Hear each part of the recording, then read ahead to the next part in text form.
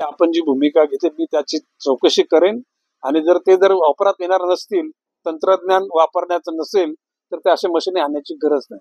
Machine घ्यायच्या असतील तर तंत्रज्ञान शिकून या. साधारणतः 1 कोटीचे ते होत. आपल्या भूमिकेशी मी सहमत आहे. अशा प्रकारची यंत्रसामुग्री असेल आणि ती जर वापरण्याची अक्कल नसेल, ती मॅनपॉवर नसेल तर तो क्राईम आहे आणि अशी जर तशी गोष्ट असेल तर ती चौकशी केली जाईल. 2000 में 101 टाइगर थे, अभी ऑथेंटिक 444 टाइगर हुए और मेरा अंदाज है वो 600 के ऊपर है. पैंथर ये तुम्हारा बिबटे है ना, खाली जुन्नर और अंबेगांव वो इलाके में करीबन 500 होंगे. जैसे कुत्ते से गांव में घूमते हैं ना, उस ढंग के लेपर्ड बिबटे वहां पे घूम रहे हैं. और क्या जब जान जाती है तो वो लोग कोई बोलते हैं कि 25 लाख रुपए बराबर है, 10 लाख रुपए तुरंत, और पक्का सक्सेसर यानी वारस पक्का देख के बाद में 15 लाख रुपए. 15-25 लाख से गई जान थोड़ी आती है. तो हम लोग ये प्रयास करें कि लोगों का जो जीवन है वो सुरक्षित रहे और उसके लिए हम प्रयास करें. मेरे दिमाग में ऐसे कि जैसे वनतारा है, उसके जैसे कई प्राइवेट इंडस्ट्रीज लोगों को प्राइवेट जू बनाने के लिए भी परमिशन के लिए सेंट्रल गवर्नमेंट को हम सूचित करने वाले हैं. 8 वाजेपर्यंत तुम्हाला बसावं लागतं. नाही बघा, बाब अशी आहे की मी दुपारीच वाइंड अप करू शकते, अर्ज जमा करून निघून जाऊ शकलो, परंतु मला त्याच्यात आनंद नाहीये. एखादा माणूस जेव्हा समस्या आपल्याकडे घेऊन येतो ना, त्याची समस्या त्याची नाही, ती समस्या आपली. जशा आपल्या कोर म्हणजे कुटुंबाच्या नात्यातल्या लोकांसाठी आपण जसा निग्रह करतो, आग्रह करतो, तशा प्रकारचं त्या सर्वसामान्यांसाठी आग्रह धरला पाहिजे. शेवटी त्याच्यातून एखाद्या माणसाला तुम्ही बघितलं ना, टॉर्चर केलं लोकांना, टॉर्चर. काही तर मी तर सांगतो, काही लोकांची इतकी पाप आहेत ना, देवाकडे मुक्ती मागतील म्हणजे मरण दे, मनोज काय बोलतो मी, मरणाची याचना करतील देवाकडे, इतक्या त्या लोकांचं क्लेशदायक जीवन होणार आहे. हे मी बोलतो ना, ते कालांतराने नाही, I may there I may not there, परंतु ज्या लोकांनी जनसामान्यांच्या भावनांची पायदळी तोडणूक केली ना, अशा लोकांना समाधानाचं जीवन, मरण पण समाधानाचं मिळणार नाही. हा शाप नाही. मी माझ्या आयुष्यामध्ये अशी पाप करणाऱ्या लोकांचा मृत्यू मी बघितलेला आहे. मग आपल्याला दया येते, कोणाचा क्लेशदायक मृत्यू हो अशी आपली इच्छा नाही, परंतु शेवटी पापच नका करू ना. ओके, हा प्रश्न. संख्या वाढते आणि त्यासाठी आपले काय नाही, वाघांची संख्या 2001च्या सुमारास 101 होती, ती आता 444 झालेली आणि माझ्या दृष्टिकोनातून ती 500च्या वर गेली. आपल्या जुन्नर तालुक्यामध्ये 500च्या वरती बिबटे, लेपर्ड, आणि ही संख्या इतक्या मोठ्या प्रमाणात, जसे गावागावात कुत्रे फिरतात ना, अशा प्रकारचे बिबटे फिरायला लागले आणि फार हल्ले होतात. खरं म्हणजे ते बातमी ऐकल्यानंतर क्लेश होतात. आता कोणी सांगतं की म्हणजे 25 लाख रुपये फॉरेस्ट कडून देते, गोष्ट खरी आहे. 10 लाख रुपये लगेच दिले जातात, 15 लाख त्याचा वारसदार निश्चित केल्यानंतर, पण त्या 25 लाखांमध्ये जीव थोडाच परत येतो.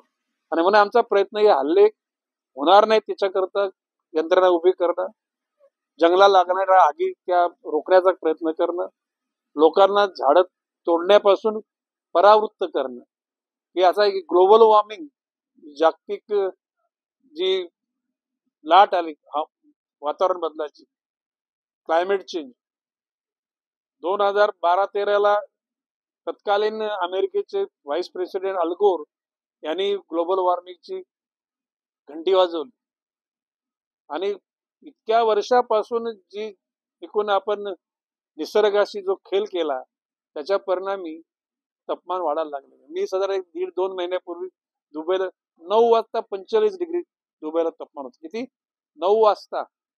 भविष्य काळामध्ये लोक कोविडने जसे मेले ना, तसे उष्माघाताने लोक मरतील.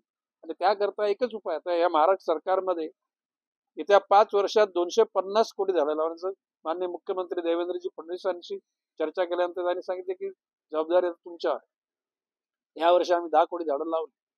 आम्ही टिश्यू कल्चरच्या माध्यमातून पुढच्या 50 महिन्यामध्ये 240 कोटी रोप तयार करणार आहोत आणि त्याच्याकरता टिश्यू कल्चरची लॅब आम्ही कोकणामध्ये एक पश्चिम महाराष्ट्र, विदर्भ, मराठवाडा आणि खानदेश, आणि तशा प्रकारची ती करणार. आणि समृद्धी महामार्ग, अहमदाबाद हायवे, गोवा, पुणे, हे सगळे सोशल फॉरेस्ट्रीच्या माध्यमातून वन खात्याकडे जबाबदारी माननीय मुख्यमंत्र्यांनी दिलेली आहे. आणि अधिकारी वर्ग सुद्धा सतर्क आहे. जे काही काही लोकांना तंद्रीत वागण्याची सोय, त्यांना इशारा देऊन टाकलेला आहे मी. तुम्हाला जर का काम करायची जबाबदारी नसेल तर तुम्ही, त्याला साईड पोस्टिंग म्हणतो आपण ना, साईड पोस्टिंग घ्या तुम्ही. जे वाघ, आता मी मगाशी 2 तरुण आलेत, मी अशा प्रकारची तरुणांची फौज पाहिजे.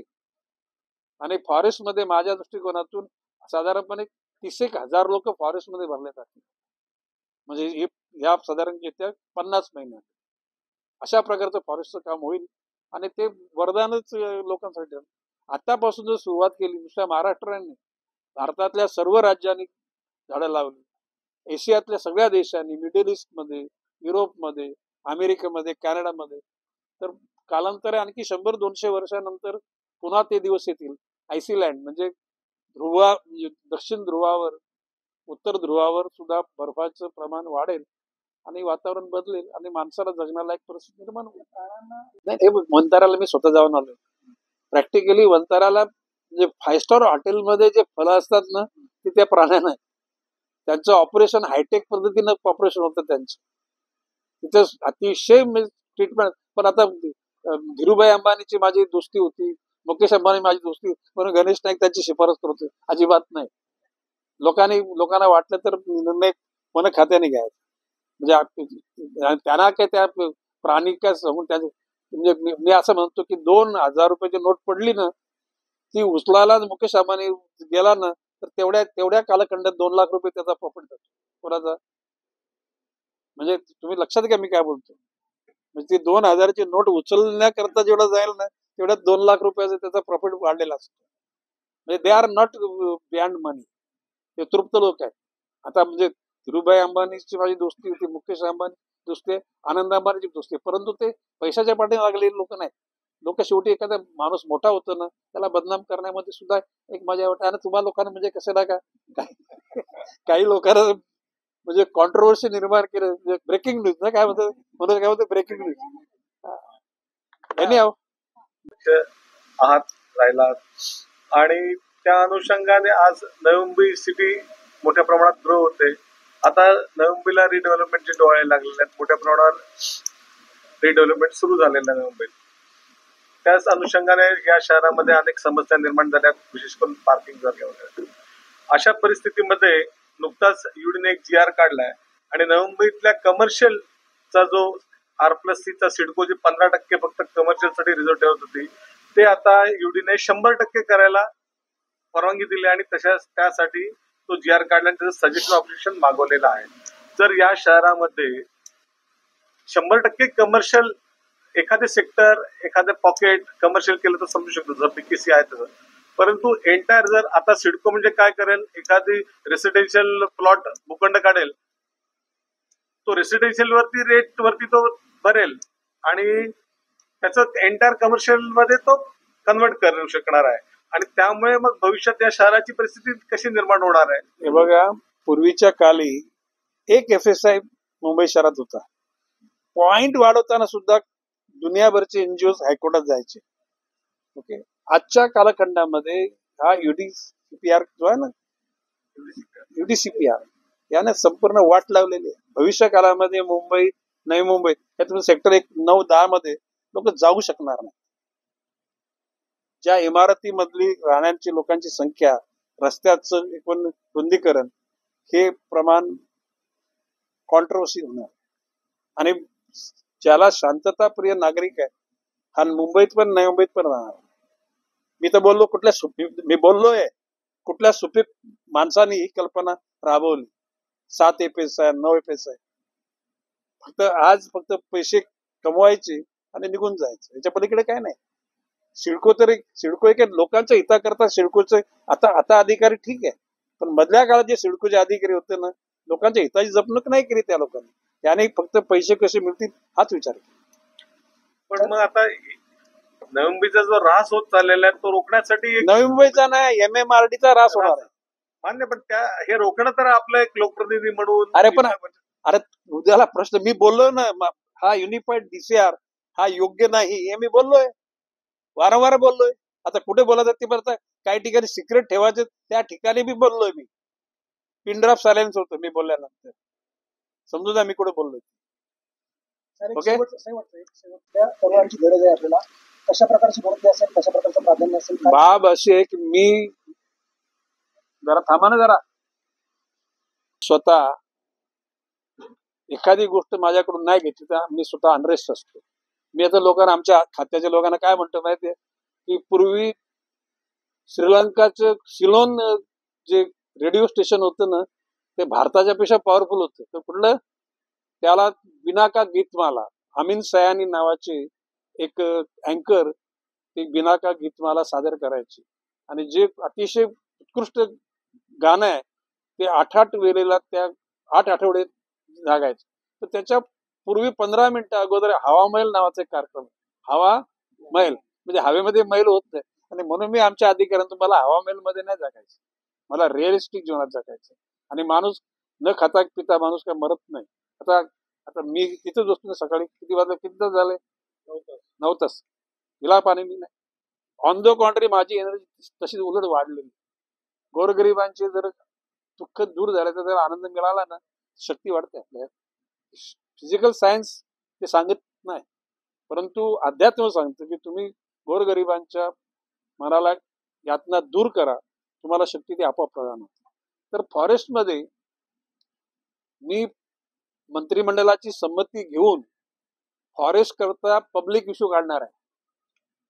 FDCM, forest development corporation of Maharashtra. त्याच्यामध्ये वन खात्याच्या डोंगर हिरवे करण्यासाठी किती पैसे लागतील, रस्त्याला रंगभरीत असलेले म्हणजे कलरफुल रस्ते, म्हणजे विविध फुलांचे रस्ते आणि सुगंधी रस्ते, त्याकरता आमचं वन मजूर, वनरक्षक, वनपाल, RFO, DFO वरच्या सगळ्या रेंजच्या लोकांची राहण्याची घरं, त्यांचे ऑफिस, त्यांच्या यंत्रणा, आग लागते, वनवे लागतात आणि त्या विझवण्यासाठी यंत्रणा नाही. तर आमच्या मिलिंदजी म्हैसकर जे आमचे अतिरिक्त चीफ सेक्रेटरी आहेत, त्यांना आम्ही केनियाला पाठवलेलं. आणि मी सांगितले असं 8 टीम करा, 2-2 ठिकाणी विविध ज्या देशामध्ये अतिशय उत्कृष्टरित्या आगीवर नियंत्रण करणारी यंत्रणेचे ते तंत्रज्ञान आपल्याकडे आणा आणि तशा प्रकारची यंत्रणा आपल्याकडे सुरू करा. यामध्ये लक्षात आला की भविष्य काळामध्ये याकरता जितका पैसा लागेल, FDCM आता मधल्या काळामध्ये आम्ही कार्यक्रम केला, आम्ही मध निर्माण केलेले आणि फॉरेस्ट आणि आता ते आता आम्ही सध्या नुसते फक्त ब्रँडिंग करण्याकरता शोला नाही, रिअलिस्टिक दररोज किती उत्पादन होतं, किती मार्केटिंग होतं, कुठे कुठे अवेलेबल आहे, त्याच्या जाहिराती पण व्हायला पाहिजे. त्याच्याबरोबर चंदनाची ऑइल, चंदनाची पावडर, चंदनाची क्रीम, चंदनाचं साबण, अशा प्रकारच्या सगळ्या यंत्रणा. आणि त्या आता 50 महिने राहिल्यात. समजा पक्षाने मला 50 महिने सुद्धा मंत्री ठेवला, ओके, तर 50 महिन्यामध्ये फॅक्टरी बांधून होणार नाही. तर दुसऱ्या असलेल्या तयार फॅक्टरीमध्ये व्यापारी वर्गाला त्या ठिकाणी पार्टनरशिप देऊन, महाराष्ट्रामध्ये चंदन आहे, माझ्याकडे फाईल आली होती चंदन विक्रीसाठी, मला मी थांबवली. म्हटलं हा चंदन सगळा जमा करा, त्याचं चंदनाचं ऑइल, राहिलेल्याचं पावडर, आणि त्याच्यावर मग चंदनाचं साबण बनवा, चंदनाचं तेल बनवा, चंदनामधून तुम्ही क्रीम बनवा. अशा प्रकारचे म्हणजे चंदनाच्याच आयटमनी नॉर्मली चंदन विकला त्याची सुद्धा 500 कोटी येतील, तर त्याचं प्रॉपर सिस्टीमने वापरतं ते 1000, अति व्हॅल्यू एडिशन केलं तर ते 1500 कोटी म्हणजे पैसे मिळू शकतात. आणि ती यंत्रणा मी तयार केलेली आहे. साधारणपणे 2-3 महिन्यानंतर सगळ्या गोष्टी होतील. आता मँग्रोव्ज, जे गुजरात पासून गोव्यापर्यंत मँग्रोव्जचे सगळे जंगल झाले आणि फॉरेस्टचे लोक चांगले काम करतात. आता शहराच्या भोवतालच्या ठिकाणी मँग्रोव्ज मध्ये अतिक्रमण आहे, शहराच्या बाजूच्या जमिनीमध्ये अतिक्रमण बिल्डरांनी केलेलं आहे. सिडकोच्या लोकांनी फॉरेस्टच्या जागा विकल्यात, MIDCच्या लोकांनी फॉरेस्टच्या जागा विकल्यात. मी सांगितले शोध काढा आणि त्या एजन्सी ज्याने विकल्यात ना त्यांना पनिश करण्याची पक्की माझी इच्छा आहे. कुठल्याही प्रकारच्या शासकीय यंत्रणेचं उद्याला लोकांना फॉरेस्टची जागा 21% आहे, महाराष्ट्राच्या जागेच्या पैकी 21% जागा फॉरेस्ट म्हणजे इन्क्लुडिंग सिटी MIDC वगैरे पकडून आता ती 33% परत न्यायची आहे. 33% जागा घेणार कुठून? तर त्याला सीए लँड म्हणतात ना, कळलं का? तर म्हणजे 1 एकर जागा कोणा पाहिजे त्याच्यात तिप्पट जागा तिकडे दे. पुढे आम्हाला शेवटी फॉरेस्टला जंगलच पाहिजे. मूल्यवान जागा देऊन ते पण तोलमोल के बन असं कोणी मनात आलं म्हणून दिले असं नाहीये. त्याला प्रॉपर सिस्टीमने त्या जागेचं विघटन होईल. कारण ही जागा कोणाची आहे? सेंट्रल गव्हर्नमेंटची. महाराष्ट्र सरकार त्याचं ट्रस्टी आहे. वॉचमनी करायचं काम कोणाचं आहे? महाराष्ट्र सरकारचं. आणि तशा अनुषंगानं म्हणजे वनजीव जो भाग आहे संघर्ष चाललाय, वाघ माणसाला खातात, बिबटे खातात, त्याच्यावर सुद्धा संपूर्ण मात करण्याचा माझा विरोध आहे. आणि ती पुस्तिकाच निघेल 50 वर्षातलं फॉरेस्ट, 50 महिन्यातलं जंगल.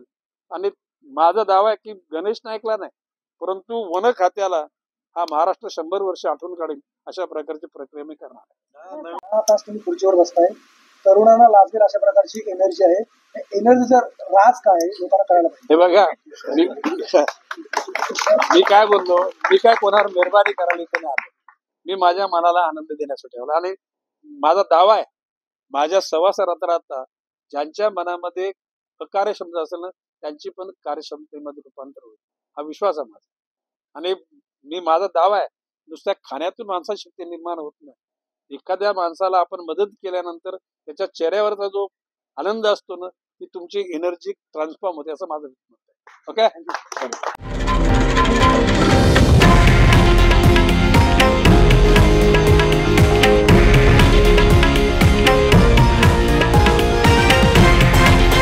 हे आहे देशातील नंबर 1 न्यूज नेटवर्क आणि आपण पाहत आहात TV9 मराठी, एकमेव.